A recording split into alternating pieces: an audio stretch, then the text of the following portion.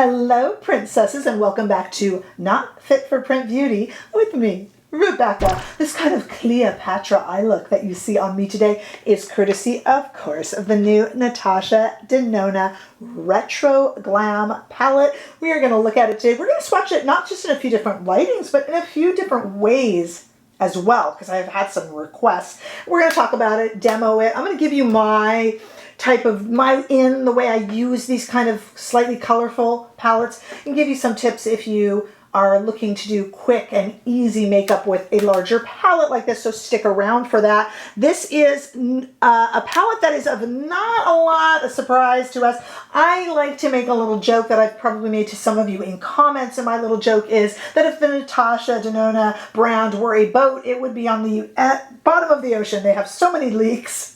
But I wonder if they're purposeful. But a lot of us saw this. It's okay. It generated excitement. I, for one, have been really excited to see this. And look at the beautiful cover artwork and the way it just kind of reflects. It's quite lovely. And this palette is a midi size. It is $69. Tiny bit of a price increase, but we knew that. And it's pressed powder, mattes, and shimmers, and metallics. Let me just first show it to you in the pan. Of course, there's little pinholes in the back, so you could take these out and remove them.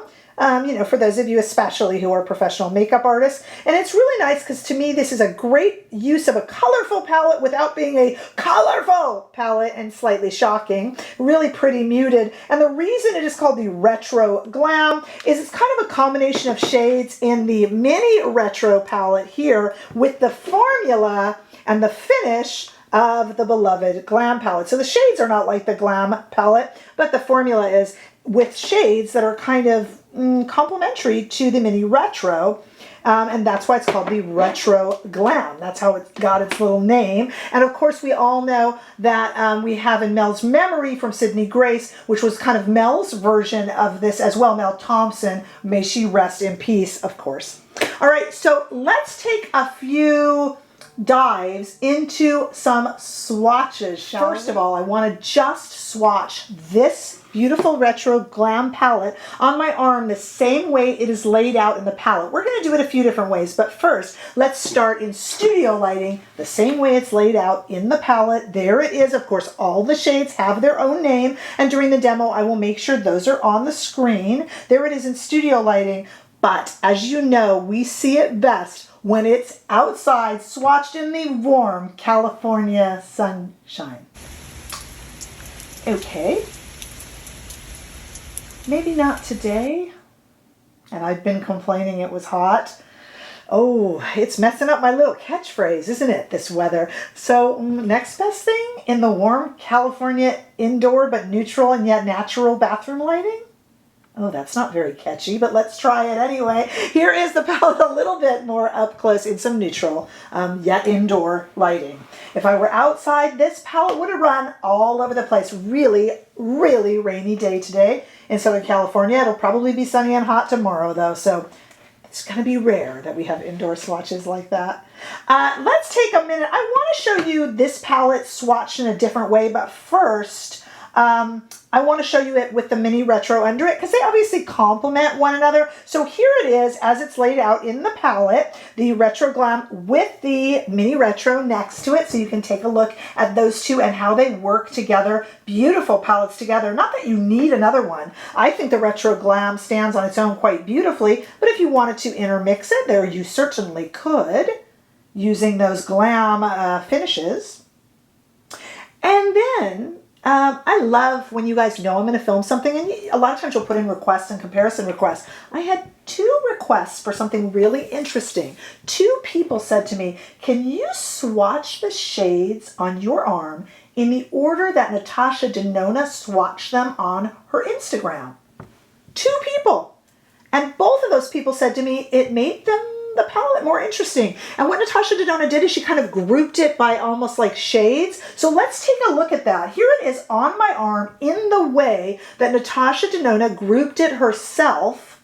This is my version of that on her Instagram, and a lot of her photos actually on her website as well. And as you see, she kind of does it by kind of like color blocks it out, which is a really interesting way to see this palette. And I wonder if that will help you in the same way that it helped the people who requested it. Lovely little request, and I was happy to be able to accommodate that because they caught me before I filmed. Good stuff. All right, I want to go now to the demo where I show you how I did this kind of Cleopatra-esque green look, I'm calling it.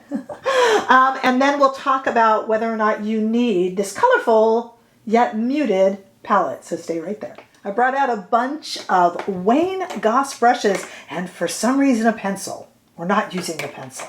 Okay, let's start with a Wayne Goss number 16 and giddy because I'm kind of excited about this. This is color, but it's neutrally color, muted color. So kind of my thing. And it didn't arrive broken. You know, I've been having some bad luck lately. Let's start right here with this really, really pretty matte. I will put the names of the shades onto the screen. And I just want to kind of run this here into the crease and just kind of see what that looks like. Now, you guys have probably heard me say this before, so I apologize for repeating myself. But when I get a colorful palette, whether it's a muted colorful palette or not, I don't like to jump all around to all the different color families. I know that looks super pretty on people and they do these kind of rainbow, amazing looking eyes. I never like that look on myself, so I tend to pick kind of one color story within the colorful palette and stick to it. And that's my bit of advice for you if this makes you jump back a little bit. You know, stay in the pinks. Stay in the kind of greeny browns. I'm going to stay in the greens, and I really like this kind of a seafoamy green shade to start with. And I'm going to skip over here to a Wayne Goss number 7 and go in the exact same shade and just kind of run it underneath the eye and connect the sides. And I already think that's quite pretty. Could I do it with another palette? I guess, yeah, I guess, but I like it. Okay, I am going to go then skip over to this green shade right here, tap off the brush a little bit, and just kind of darken the outer corner. It's a similar shade, but it's like a little bit deeper, and it just makes me happy because I feel like I'm not jumping all over with kind of rainbowy eyes. Now, I'm going to take this brush and just kind of do that. Microfiber towel would be a bit better, but I'll use my wrist. And I'm going to go into this shade here. This is kind of a neutral, so that could go with anything, but it's kind of a greeny, olivey neutral. And I'm just going to use this across kind of the top and really the whole eye with this Wayne Goss number 16 still that I just cleaned off, just to kind of, I don't know, blend it all and just kind of give it a little bit of a tamer look. Because I'm a tame kind of lady. What can I say? Okay, and then I want to go into the corner of the eye. So I'm going to go back to that number 7 brush. You know, I don't like to make too much brush laundry for myself. And go down into this shade right here and then go right into the center of the eye. I love these kind of pretty shimmer shades in the center of the eye. But have you noticed that if you're tired when you wash your face, that's the one part where the makeup stays on? I always hate that. Have you guys ever noticed? Raise your hand at home if that's happened to you. You feel all fresh and clean, and then you look and it's still in the corner. Maybe it's just me. I don't know. Okay, and then I want to take my finger and go into this green shade up top here and just put that in the center. Yes, I'm doing an all green look. I'll do more looks with this palette, of course, but I just kind of wanted to show you my favorite thing to do with a palette like this. Now, Natasha Denona does understand. She's such a teacher.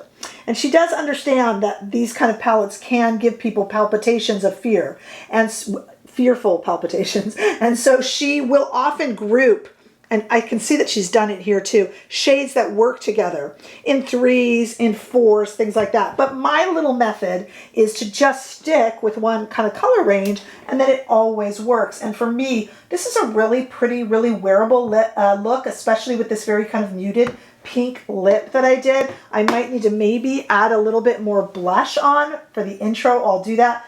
Super, super pretty palette. What comparisons do you guys need over on Instagram from me? And did you like the way I arranged it the way she did? Did that help you at all? I need all that feedback. I'd like to know. Let me know what you need. As I always say, we are a community here. I think this is a super pretty palette. Like I said, it's color but it's not too crazy. It's muted color, and that's just up my alley, and I think something we could all get into. I think it's just a little different and quite a breath of fresh air, actually. But let me know what you guys think, because you know we all have varying opinions, right? So let me know down below. Give this video a thumbs up if you enjoyed it. I sure hope that you did. Hey, if you haven't already done so, make sure that you subscribe to this channel so we can continue to grow our subscriber base and get the word out. Come over and say a big hello over on Instagram and TikTok too. And don't forget that you can become a member of this channel. We have a members only little subreddit that we all chit-a-chat about things on.